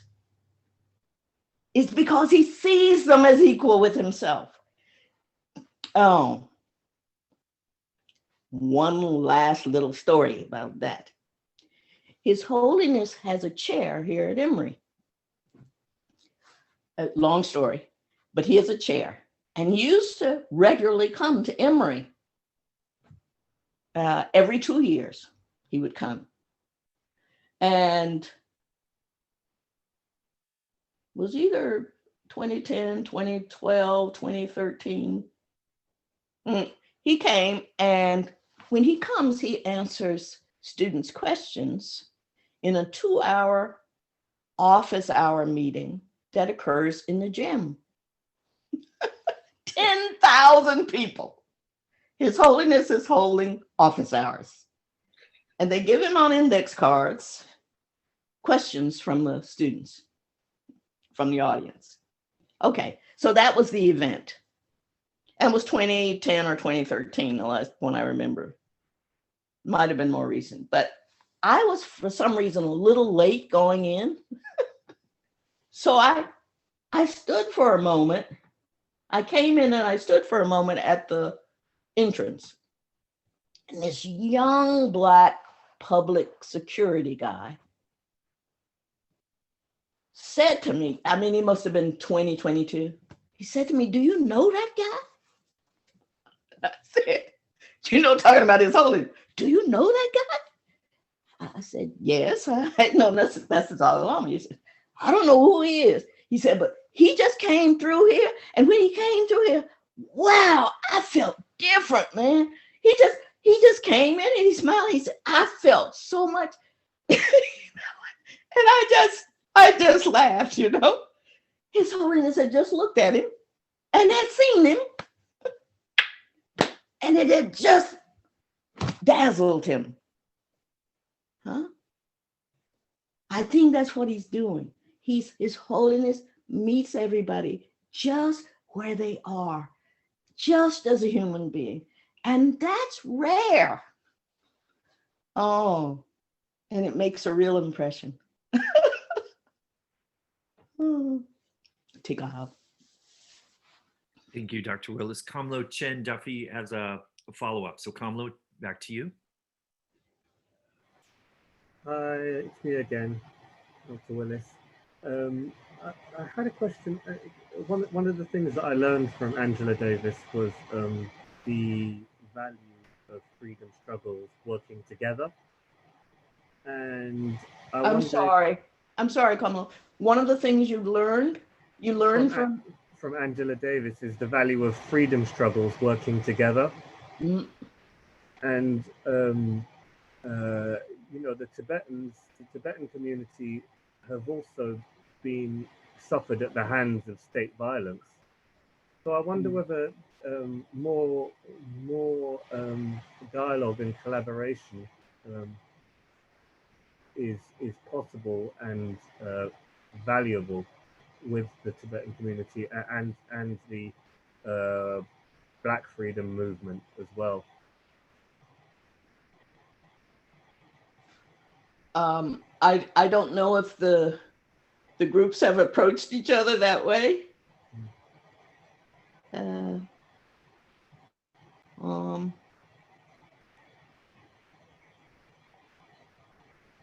I think so I can't answer that part. Two other comments come to mind. One, when I first met Tibetans in Sarnath, I thought, you know, I went to Benares when I was 19 as a junior. And I met the Tibetans out at Sarnath because they were 7 kilometers away. And I took a rickshaw out there and, you know, I love these Tibetans, you know, wow, these Tibetans, man, And it was important to me to know that they were refugees. They had been forced out of their country And yet they had this incredible joy about them that was so, you couldn't miss. And I thought, they got something I want, because they know about suffering, and yet look at them. So on the one hand, it's a tremendous show, I think, of compassion at work. It's, there's a documentary by Ellen Bruno called Satya. It was made, I don't know, early 80s maybe. It's called Satya. And it focuses on 4 young Tibetan women. 3 are still nuns. 1 has given back the robes. And they've all been imprisoned by the Chinese. And they're giving testimony. So they talk about the horrendous torture, and they just talk about it. So that's already stunning for my students, that people can have experienced this kind of pain and then talk calmly about it. And one is a woman who's disrobed from being a nun because she felt too ashamed. She had been so tortured, she'd been raped, she'd been gang raped, and she'd given back the robes. But the message of that documentary, is that they prayed always for their torturers. It's unbelievable. It's like John Lewis saying, okay, we got all these cops and they're going to beat us up and set the thing on fire. What can we do? We better kneel down and pray for them too, So these nuns are saying they're praying always that these guards who torture them may wake up with the clouds of ignorance pulled away, so that they see us as human beings. How are you going to torture someone you see as a human being? See, this is what I'm talking about. And the other method, there were 2 methods in the film that they talked about. The other was, even if that sentiment is hard to get in touch with, then they always said, this man who tortures me, this is not all of who he is. That's another way of seeing a human being. Said, this man goes home and picks up a child and hugs his wife. He is not, this evil person torturing me is not all of who he is. And that kept them going. Now, I heard this from Martin Luther King. There are methods in a sermon called Loving One's Enemies. He gives these, he says, rationally, you have to go through a process. It's not emotional. It's sort of that, it's even. It applies to all equally, right? He says, when you are confronted, Martin Luther King, with a hate-filled person, if he's wearing a hood, you have to first think, this moment in time when you're having this contact with him is not all of who he is. I wish we could pull that out and use it all the time, this is not all of who they are, There's good in everyone. I might be seeing a bad part right now, but this is not all of who they are. And that's true. That's always true. That's always true. Venerable Tendren has a question.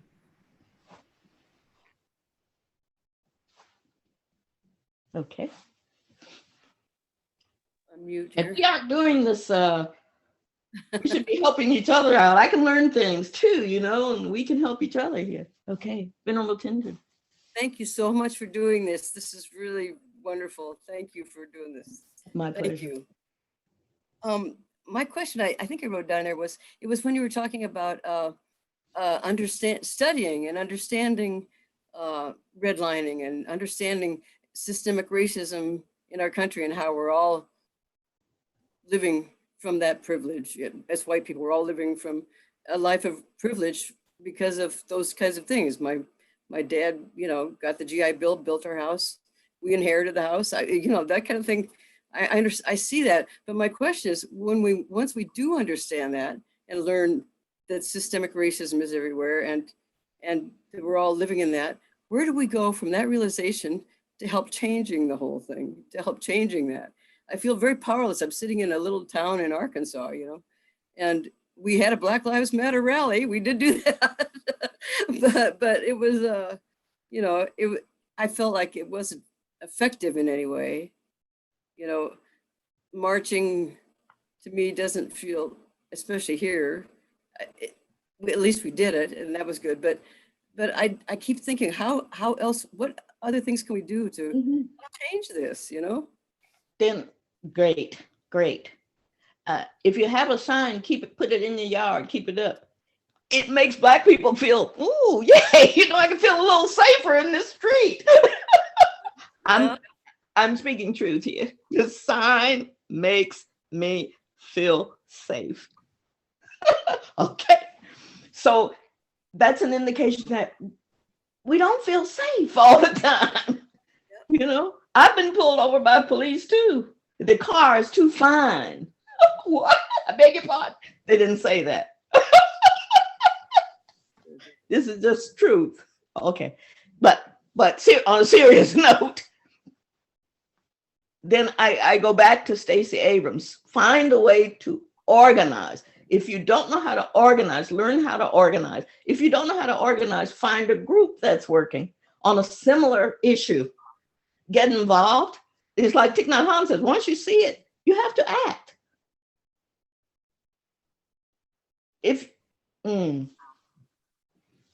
Need you. Once you see it, then you have to act. Now, we have to act in whatever ways we can. But one way is to find a group.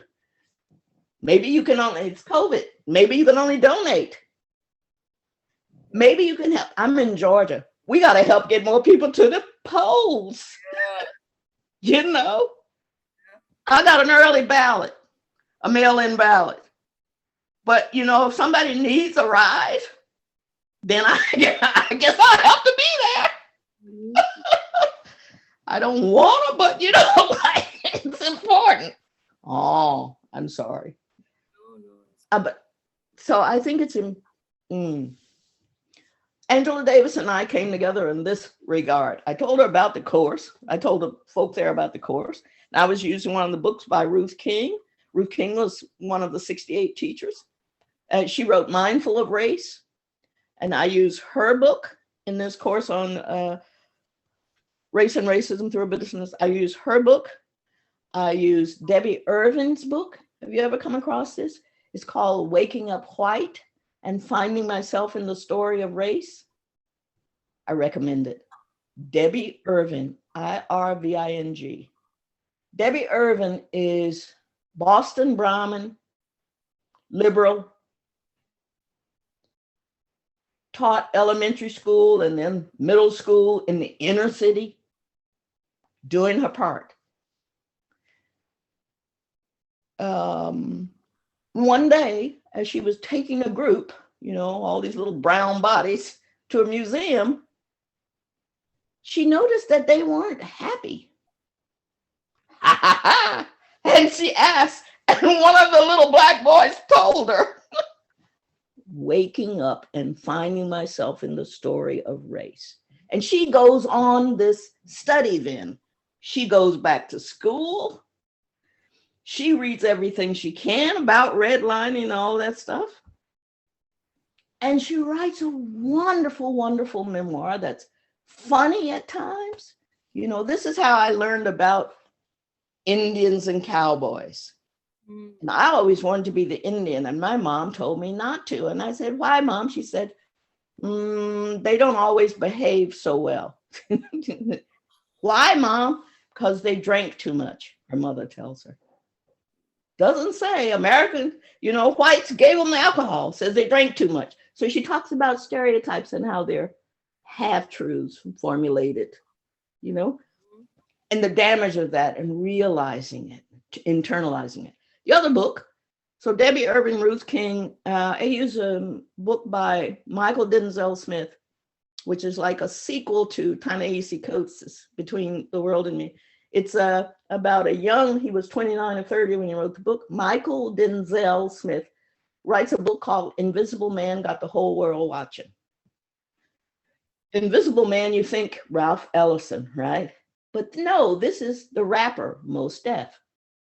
Invisible Man got the whole world watching. Don't see blacks. We don't see them. I've been run over in grocery stores when people walk right through me. Don't see me. This is true.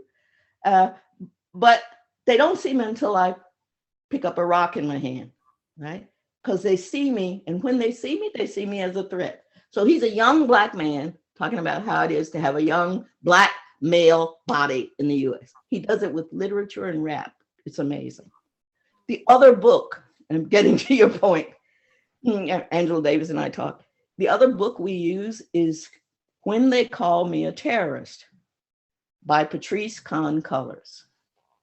She was one of the founders with two other Black women of Black Lives Matter.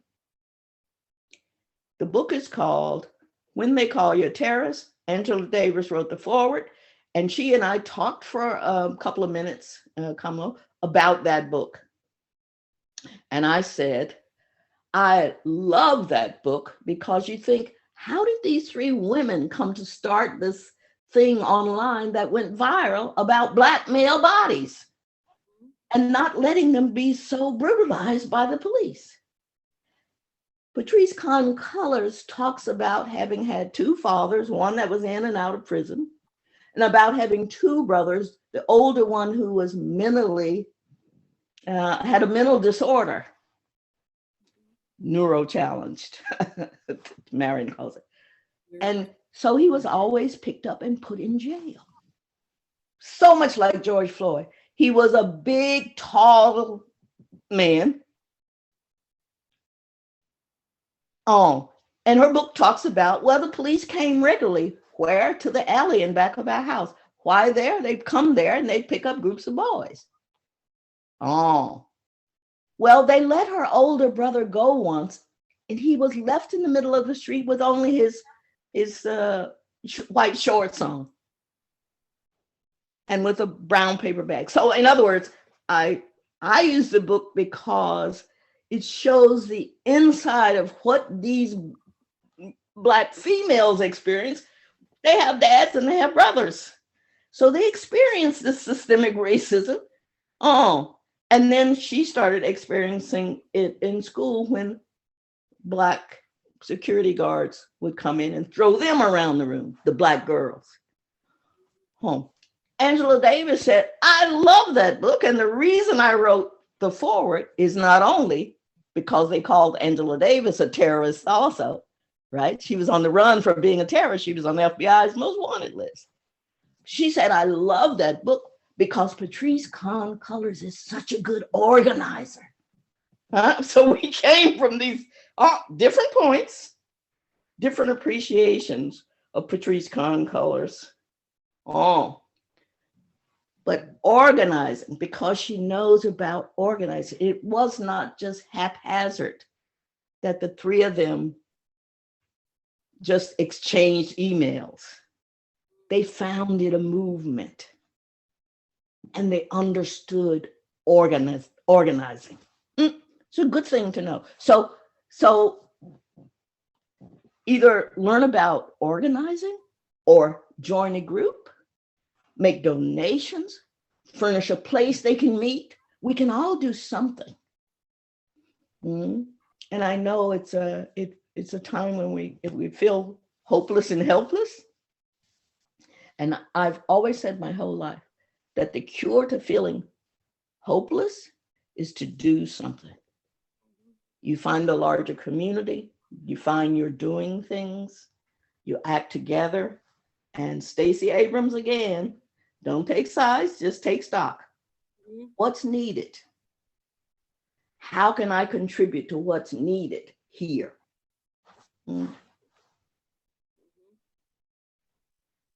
I once met, and I'm sorry, I feel like I'm talking too much, but I once had the honor of meeting Arya Ratne from Sri Lanka. He's sometimes called the Gandhi of Sri Lanka.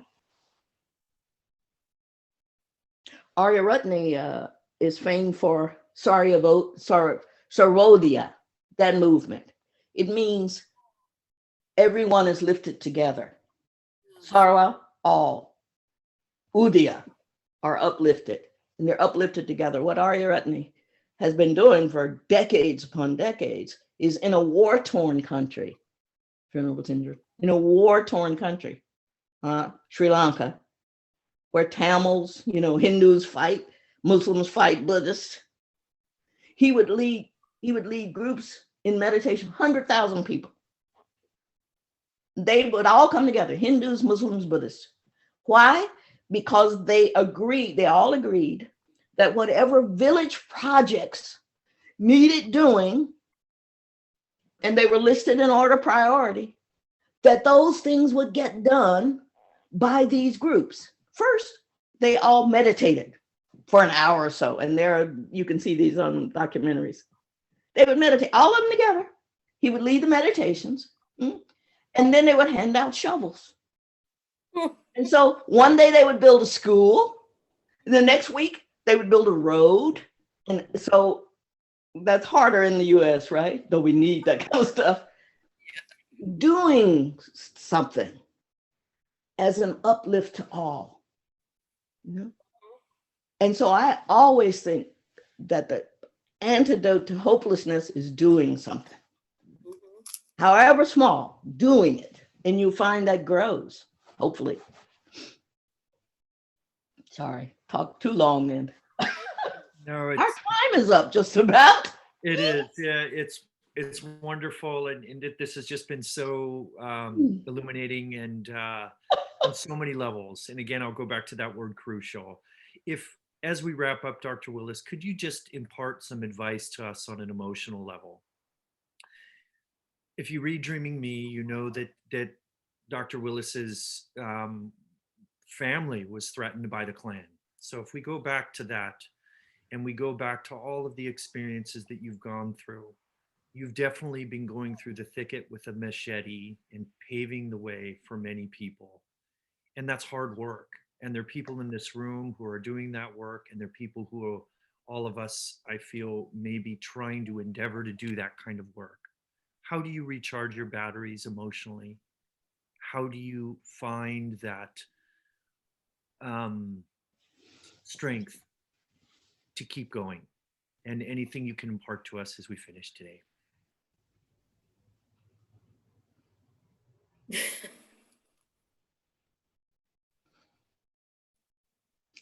I look at Lama Yeshe's face.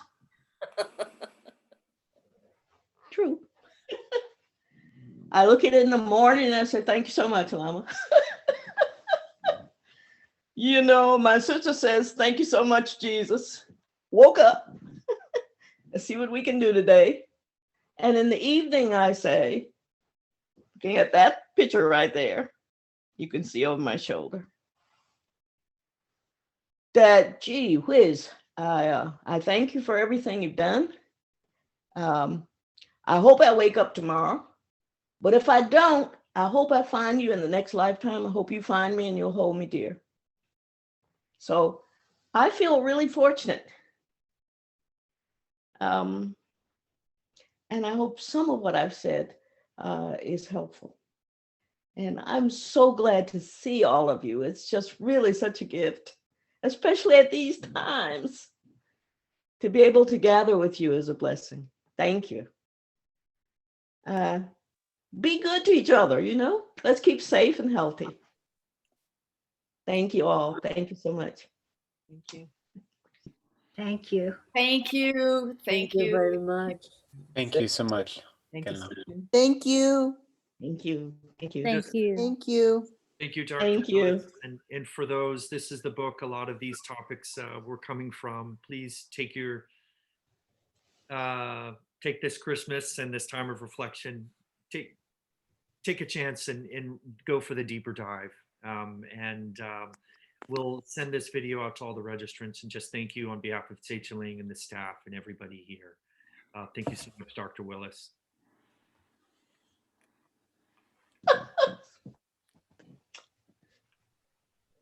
Gonna exit now. Thank you all. Thank you so much. Thank you. Keep safe. Keep well, okay? You too. Come again, please. Come again. Yes, Yeah. come again. Come again. Thank you. Thank you.